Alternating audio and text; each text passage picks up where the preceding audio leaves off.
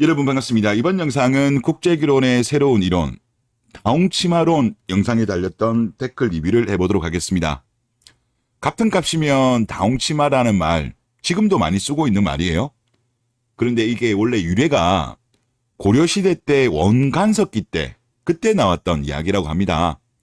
그때 고려가 원나라한테 처녀들을 많이 보냈나 봐요. 물론 원나라에서 그거를 요구를 했겠죠. 그래서 이제 처녀인지 아닌지를 이제 구분을 할 때 처녀인 경우에는 붉은 치마를 입었다고 합니다. 이제 그렇지 않은 경우에는 푸른 치마를 입었고, 그래서 원래 뜻은 같은 값이면 가부, 유부녀, 기생이 아닌 푸른 치마를 입은 처녀가 좋다, 이런 뜻이거든요. 물론 지금은 다른 의미로 쓰이고는 있습니다만은 저는 이 말 자체가 어떤 조상들의 저는 지혜가 있다는 생각이 많이 들어요. 특히 저는 요즘 많이 느끼는 게 뭐냐면, 대한민국의 최근 20년 동안을 보면 여자를 정말 우대를 많이 해줬잖아요. 그런데 그에 대한 결과물이 지금 나오고 있잖아요. 전 세계에서 진짜 말도 안 되는 국가 소멸 단계로 지금 가고 있는 걸 보면서, 예전에 우리 그 조상들께서 암탉이 울면 나라가 망한다, 그게 지금 실제로 증명이 되고 있어요. 그리고 과거의 역사적으로 보더라도 뭐 우리나라도 그렇습니다만은 뭐 과거의 청나라도 그렇고 이제 보통 국가가 소멸함에 있어가지고 뭐 일부 케이스이긴 하죠. 모든 나라가 다 그런 건 아니지만 여자들의 목소리가 좀 커졌을 때 결과물이 안 좋았던 사례는 과거에도 있습니다. 그리고 또 이왕이면 처녀가 좋다라는 거는 미국의 통계 자료를 보더라도 확인이 돼요. 지금 보시는 자료가 미국에서 조사를 했던 건데, 이제 1980년, 90년, 2000년 이렇게 조사를 했었던 거고, 결혼하기 전에 파트너 수가 없을 때, 이때가 5년 지난 이후에 이혼율이 가장 낮아요. 10% 정도밖에 안 됩니다. 하지만 한 명 정도밖에 없었을 때는 한 20% 정도였고, 2명 이상일 때는 뭐 한 20, 30% 정도 되고, 10명 이상인 경우에는 급증을 합니다. 그러니까 혼인 이전에 파트너 수는 적으면 적을수록 좋은데, 지금 대한민국에서는 사실 그런 경우가 좀 드물죠. 어릴 때부터 연애를 계속적으로 하다가 결혼한 케이스가 아니면 어느 정도 늦은 나이에서 결혼하는 경우에는 아마 이런 경우에 여자를 찾기는 거의 힘든 게 대한민국의 현실인 것 같습니다. 그리고 저는 또 이런 주장을 하시는 분들도 있거든요. 여자는 도화지다. 저는 이것도 일리가 있다고 보는데 한번 읽어보도록 하겠습니다. 제목, 처녀는 흰 도화지가 맞다. 처녀는 흰 도화지이고 남자는 물감이다. 그리고 알파 메일일수록 색이 짙고 베타 메일은 노란색, 연두색, 하늘색 같은 옅은 색이고, 알파 메일은 보라색, 흑갈색, 남색과 같은 짙은 색이다. 보라색 위에 노란색을 칠해도 티가 나는가? 보라색이 알파 메일이죠. 이분 말씀으로는 노란색은 베타 메일이면, 도화지에 이미 보라색으로 알파 메일로 칠해져 있는 여자한테 베타 메일이 노란색으로 칠해봐야 표가 나냐, 이 말이에요. 그리고 남색 위에 연두색을 칠하면 티가 나는가? 똑같은 맥락이죠. 즉, 처녀는 흰 도화지이고 남자는 물감이다. 여자는 짙은 물감을 잊지 못한다. 알파 메일을 잊지 못한다. 흰 도화지가 아닌 이상 짙은 색 또는 색을 섞을 수는 있어도 온전히 자기 색을 만들지 못한다. 도화지는 자기 색에 가장 가까운 물감을 원하고, 검은색에 가까운 도화지일수록 이 남자, 저 남자, 알파 메일, 베타 메일 등등등 이미 많은 색칠이 되어 있는 도화지는 이를 만족하는 물감이 적어진다. 그렇기에 물감이 흰 도화지를 좋아하는 건, 즉 남자가 흰 도화지를 좋아하는 건, 처녀를 좋아하는 건 너무나도 당연한 일이다라면서 뭐 일부분들은 도화지론이다, 이런 주장을 해요. 근데 저도 이게 일리가 있다라고 생각되는 게, 최근에 그 직업의 모든 것이라는 영상을 제가 봤는데, 이제 그분이 이제 국제 결혼을 하셨더라고요. 베트남 여성분이랑. 그런데 이제 나이 차이가 좀 있나 봐요. 그런데 그 베트남 여자분이 남자 경험이 없나 봐요. 연애 경험도. 그러다 보니까 결혼한 이후에 한국 남자와 하는 것 자체가 모든 게 새로운 거잖아요. 처음 해본 거잖아요. 그러니까 만족도가 되게 높대요. 뭐 이것도 기안84의 뭐 성량론 여러분들 아마 들어보셨지만 그거랑 또 일맥상통한 거죠. 이미 다 타버린 성량. 아무리 그 여자가 예쁘다고 하더라도 20대에 많은 남자들을 만나가지고 이미 많은 경험을 한 여자들, 즉 여행이라든가 추억이라든가 이벤트라든가 이미 많이 한 여자들은 30 넘어서 만난 남자가 각종 이벤트라든가 여행이라든가 물건이라든가 선물이라든가 해줘도 이미 다 다른 남자한테 받았던 거잖아요. 그러니까 만족을 못하는 거예요.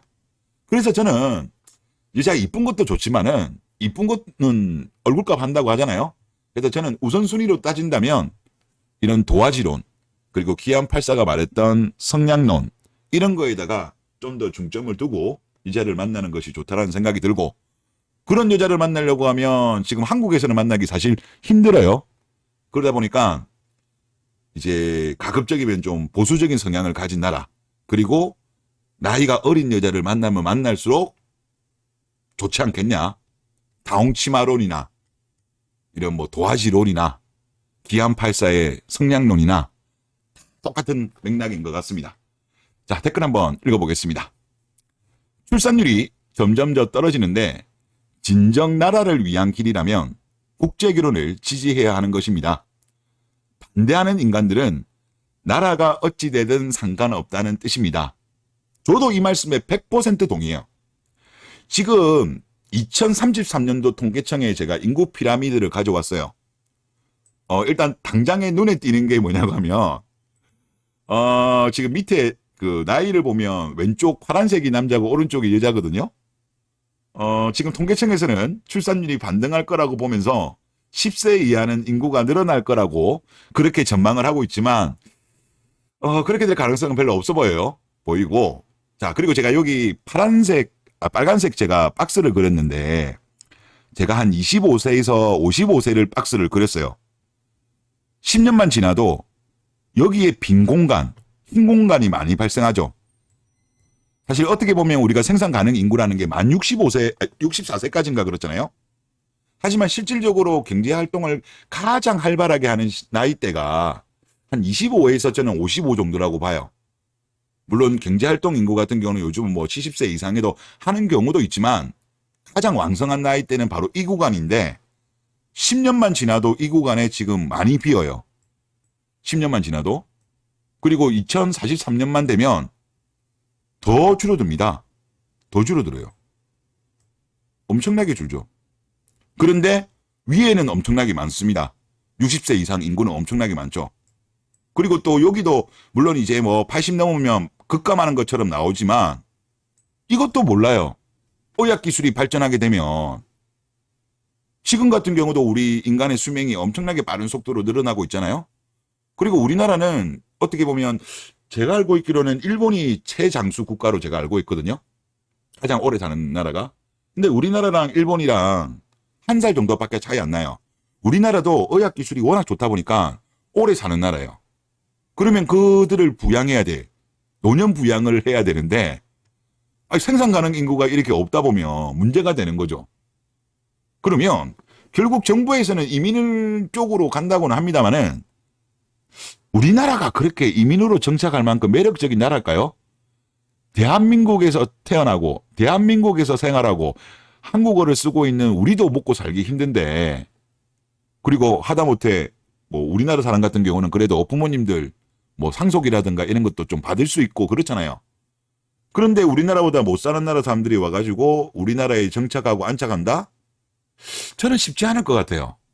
최근에 베트남 같은 경우만 하더라도 지금 베트남 같은 경우는 주로 이제 지금 최근에 조사한 걸 보면 본인들이 일하러 가고 싶은 나라가 1위가 일본, 2위가 대만 뭐 이런 순으로 가요.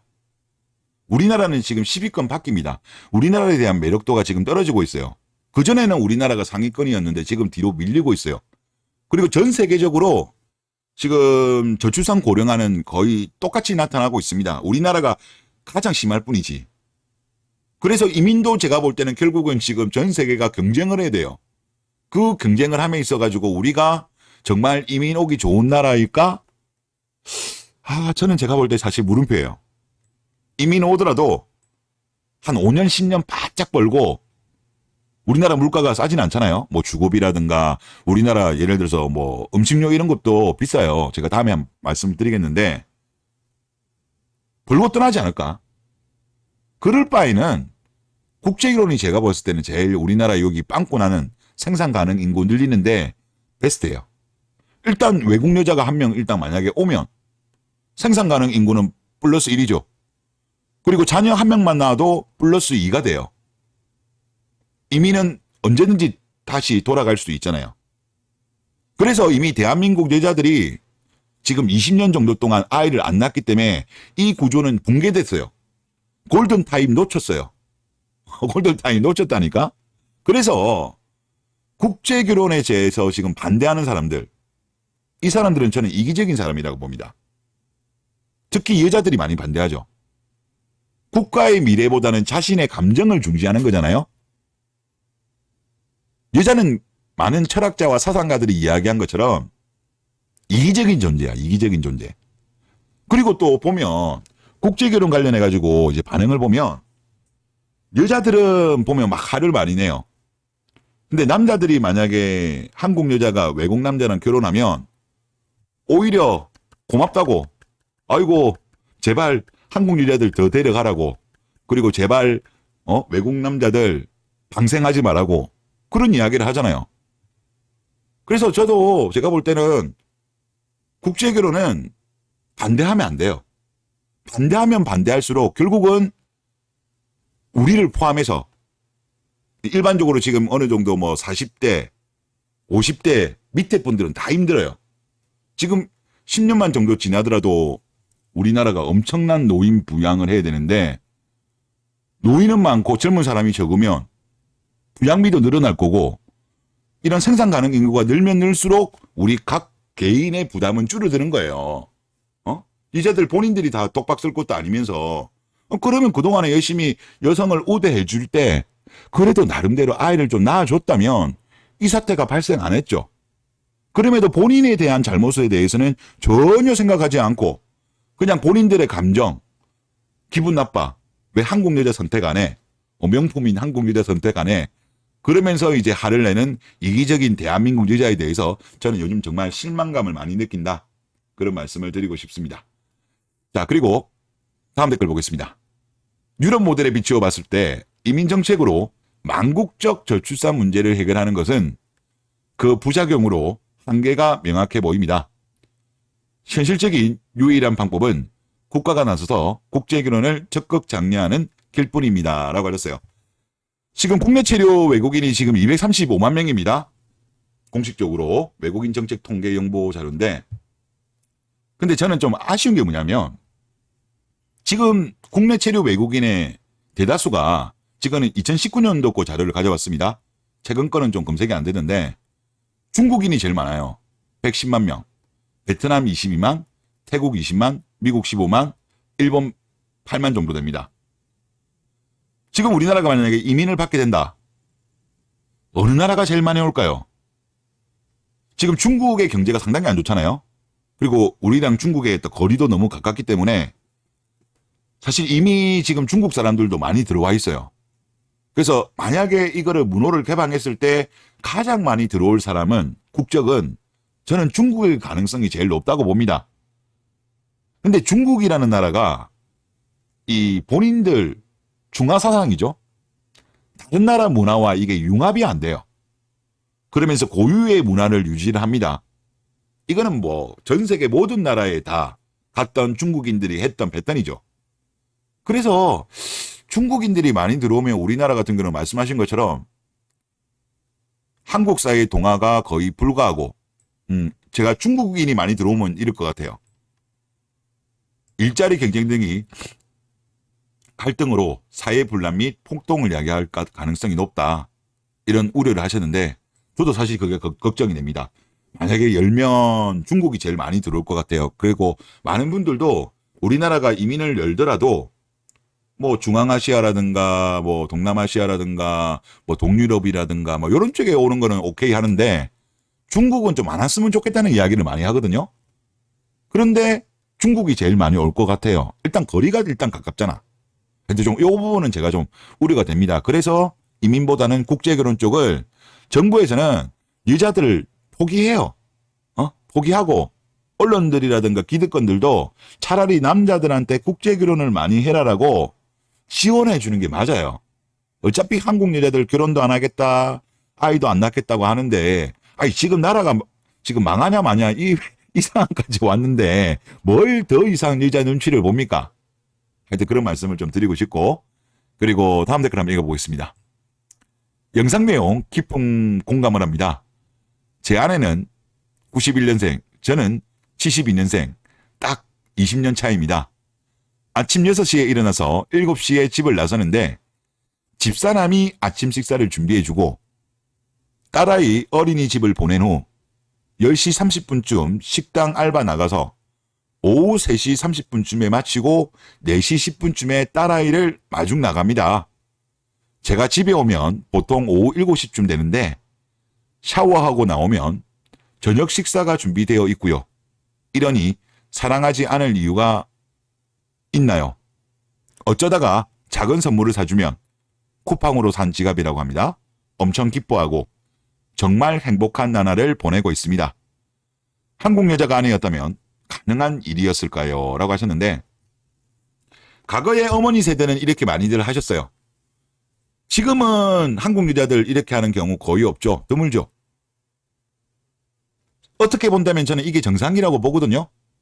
제가 뭐 모든 나라를 다 아직까지 관찰을 못했지만 유럽에 있는 결혼한 여자들, 그리고 일본 여자들도 이렇게 이제 아이를 뭐 어린이집이라든가 유치원이라든가 학교를 보냈을 때 그 중간중간에 파트타임을 상당히 많이 하는 걸로 알고 있습니다. 근데 우리나라는 별로 안 해요. 우리나라 여자들의 마인드가 제가 볼 때 지금 문제가 많아요. 당연히 아침밥 같은 것도 요즘 챙겨 먹는 남자가 얼마나 될까요? 오히려 소수겠죠.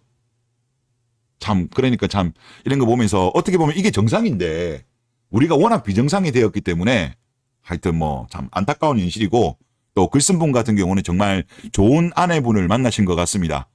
만나신 것 같고, 또 참 잘 사고 계시니까 축하를 드리겠습니다. 하여튼 이런 사례들이 계속적으로 많이 나와야 대한민국 여자들도 좀 정신을 차리지 않겠냐, 그런 생각이 듭니다. 네, 이번 영상 여기서 마치겠습니다.